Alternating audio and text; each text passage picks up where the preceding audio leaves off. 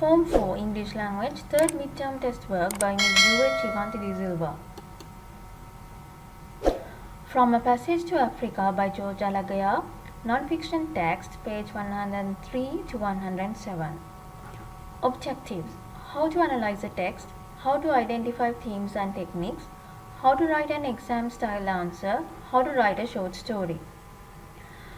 A Passage to Africa is a wonderful book and it is written by George Alagia, and this is a picture of the writer. Passage to Africa is a touching account of what George Alagia felt and experienced in a small town in Africa.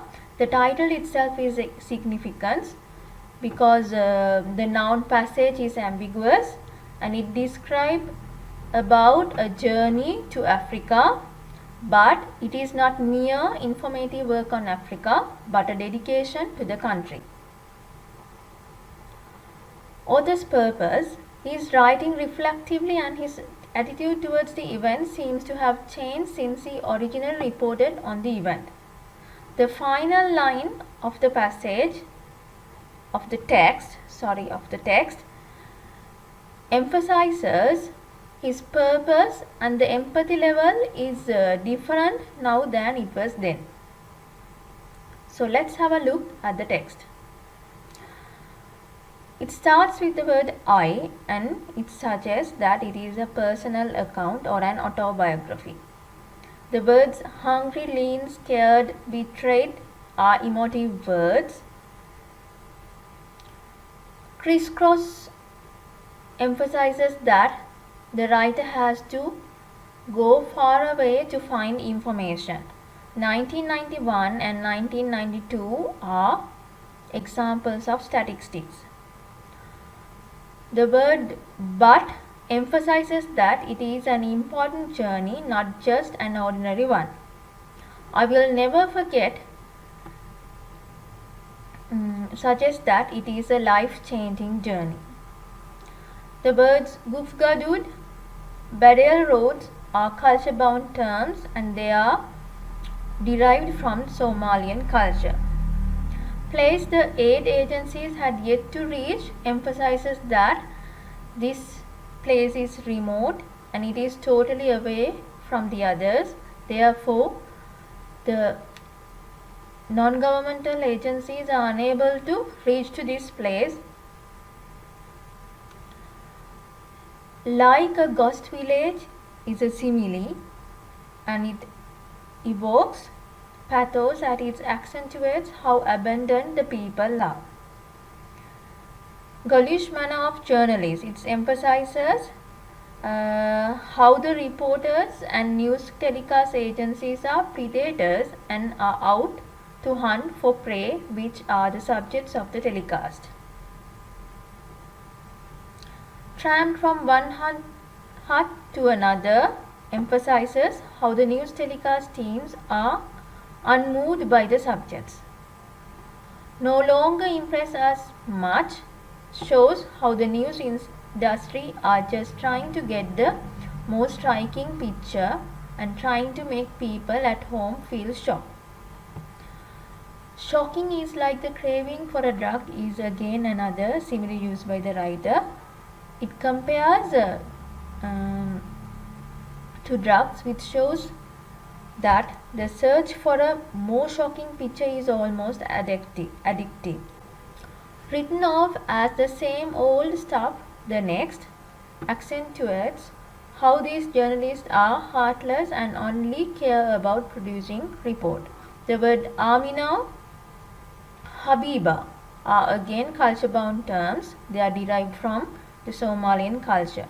Wild edible roots emphasizes about the food they are taking at this moment. Due to the war, they are unable to find proper food. Living on the dirt floor emphasizes the poor condition of their living. Sick for days emphasizes that they have been sick for a long time. Terminal hunger evokes that they are helpless. Habiba had died. It's a very short sentence and it intensifies the pathos as the death of her daughter is described very calmly and without drama, which shows that losing a life is so common and so normal that people don't cry or mourn about it.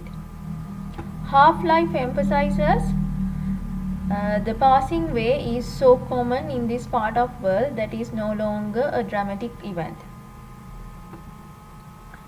Suffering and lonely death evokes pathos, as suffering and lonely death is a cruel and painful way to pass on.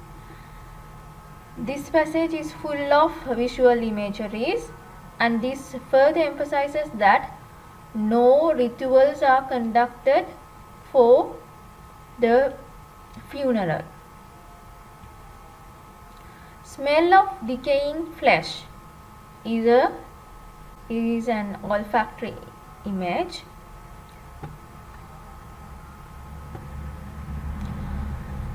Festering wound the size of my hand is an example of visual imagery. Shattered lead had fused into gentle V shape of a boomerang. It was rotting, accentuates the sense of pathos as it shows the unbearable pain these women had to suffer, with clear vivid imagery being painted. And then there was the face I will never forget is a single line paragraph with links to the first paragraph of the text. Pity and revulsion. Pity is an obvious emotion, reaction to the situation. However, revulsion is a taboo. We are not supposed to feel revolted by these situations as it makes us inhuman. We never say so on our TV report. It's a taboo that has yet to be breached. Again shows that the reporters are just doing their job when reporting these stories and try to evoke pathos from readers and not actually sympathizing with the subject. The word pity evokes pathos.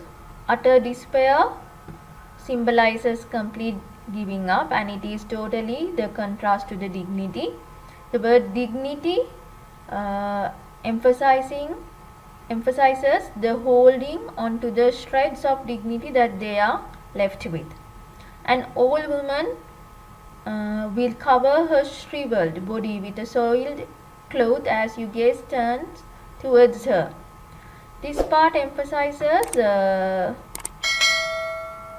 the shame that people of this country is undergoing, and further it emphasizes the degree of pity. They are old, diseased, dying, exhausted, worn out, used up, drying up of life. The word will is a model word which emphasizes that it will certainly happen.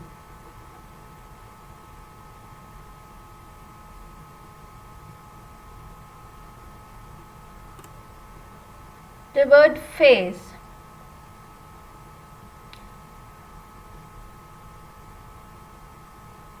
Repetition reinforces the sense of importance. Fleeting meeting of eyes before the face turned away. It shows the transient, and it shows that does not last long.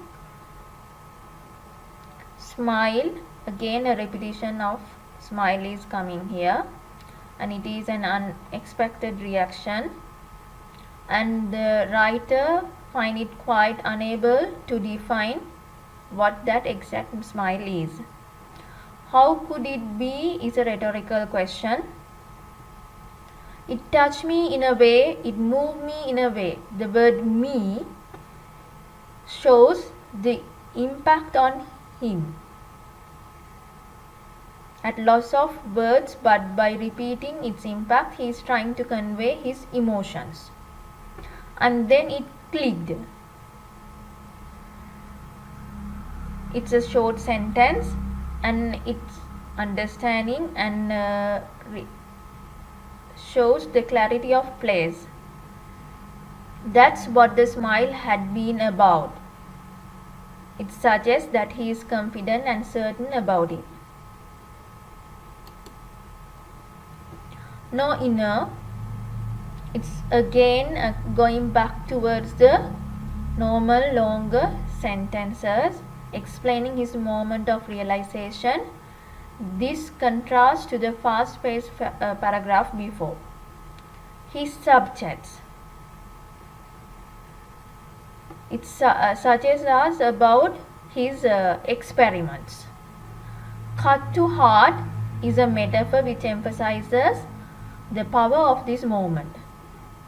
Me and him, between us and them, emphasizes that smile represents something universal. Rich world and poor world.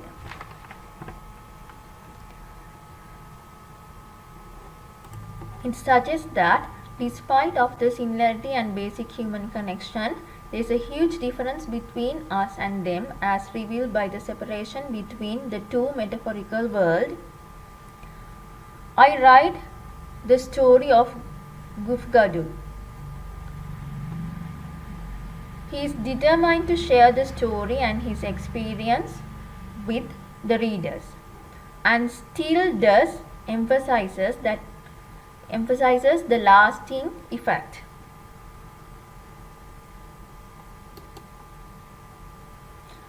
That I never found out what the man's name was. It reinforces the lack of human connection between the reporter and the subjects. The word nameless suggests that this is a universal story. I of you is an unusual ending with contrast with the reporter subject distinction described earlier. This text coming under the genre of autobiography, and he is addressing to the adult audience. The writer has few purposes hidden behind these text, so these are those purposes. If you want to go through further references regarding these text paragraph wise, you can refer to slide number 13 to 23. First paragraph,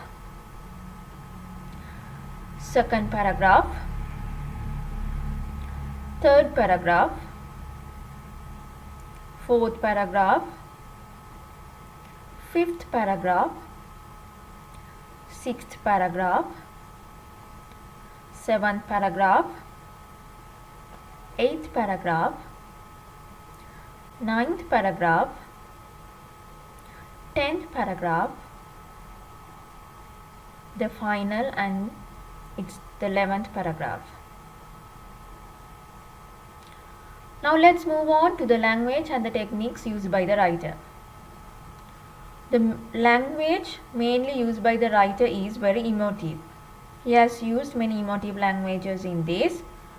In the first paragraph itself, he is mentioning about 3 list of adjectives, that is hungry, lean, scared. This creates pity and empathy towards the reader. Another one is simple, frictionless, motionless, deliverance. There's a contrast between the two quotes mentioned above, because the first set of adjectives are harsh, and second contains much gentle and softer description. He has not only used adjectives, but he has used nouns and verbs which coming under emotive language. So he is using the verb suck, which creates the lack of control that the people encountered, and the noun evils represent the disgust he has for the situation. Techniques used by the writer. Simile. The most striking simile he has used is the search for his shocking is like the craving for a drug. Rhetorical questions. The most striking rhetorical question he used is, what was it about that smile? Listing. He lists incidents that he has seen over the years that will forever be in his head. So he lists incidents.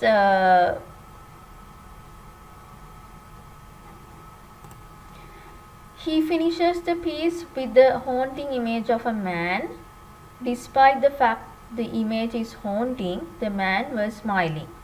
So it is as though it is a contradiction to the emotion Alagia was feeling.